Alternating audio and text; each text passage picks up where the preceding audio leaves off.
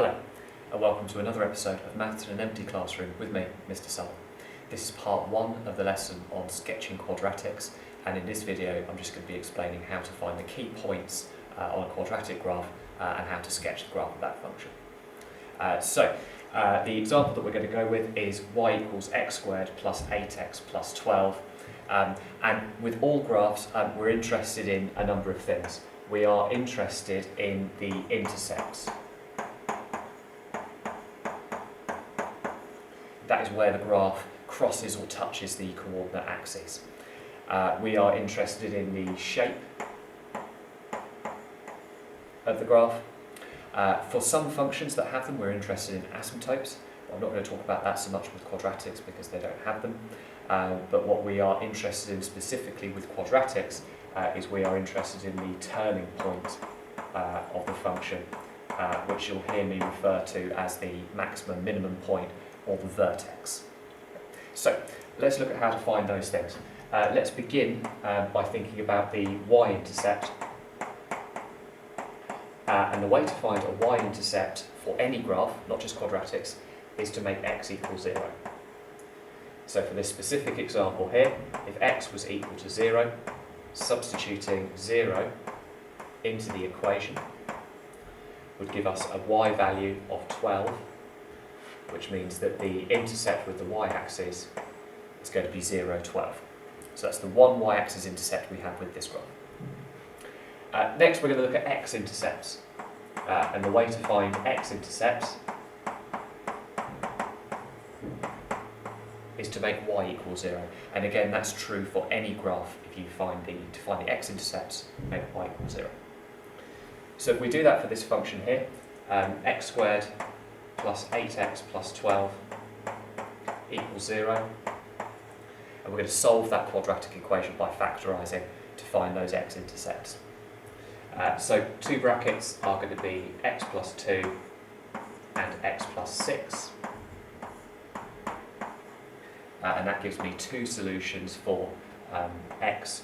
One is negative 2 and the other is negative 6, which means the two x-intercepts for this graph are negative 2, 0 and negative 6, 0.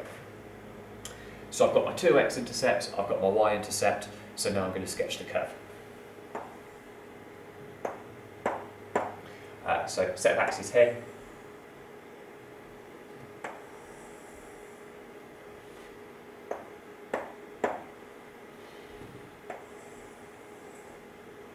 And I'm just going to label those key points. So the y-intercept is 0, 12. This point here is going to be negative 2, 0. And this point here is going to be negative 6, 0. And we have the x-axis here, and we have the y-axis here. And this is the general shape of a quadratic graph. It's known as a parabola. Now, the other point that I mentioned that we were interested in is what's referred to as the turning point. In this sense, it is a minimum point, and we sometimes call it the vertex. And the way that we find that point is we complete the square of the function. So, if I start with my function y equals x squared plus 8x plus 12,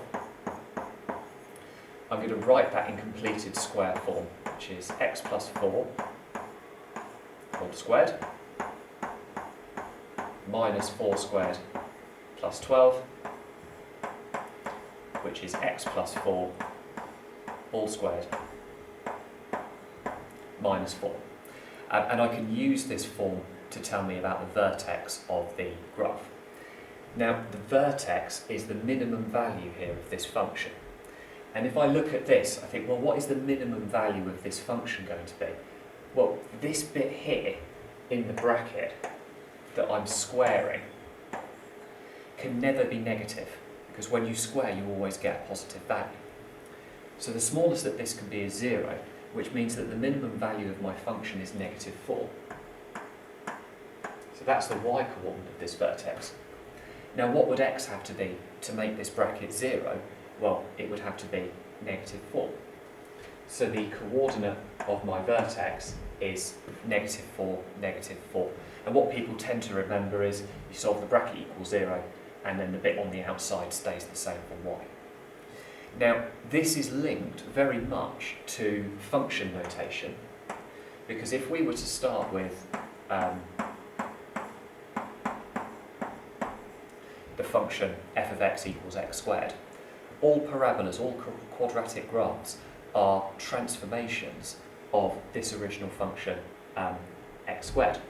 And the reason that we're so interested in this vertex is because it links very well with graphical transformations.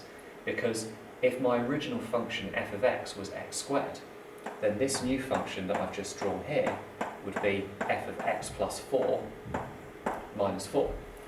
Because instead of just squaring x, I'm squaring x plus 4, so that goes in the bracket of my function. And I'm also subtracting 4 from the function, hence the minus 4 outside.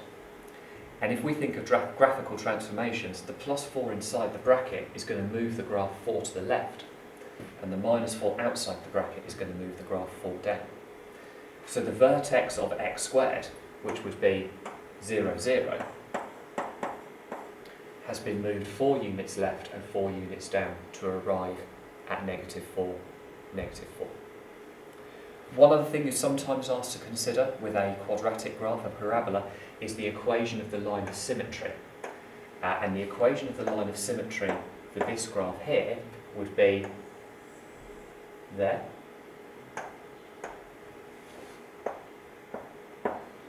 And it would be x equals negative 4. And the equation of the line of symmetry is always x equals the x-coordinate of the vertex, and that's why we're interested in it.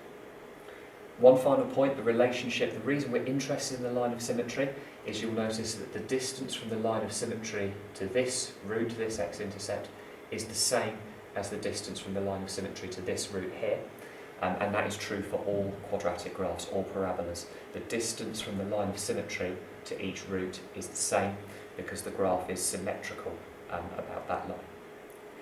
Join me in the next video where we'll be showing you how to sketch a negative quadratic graph. I'll see you then.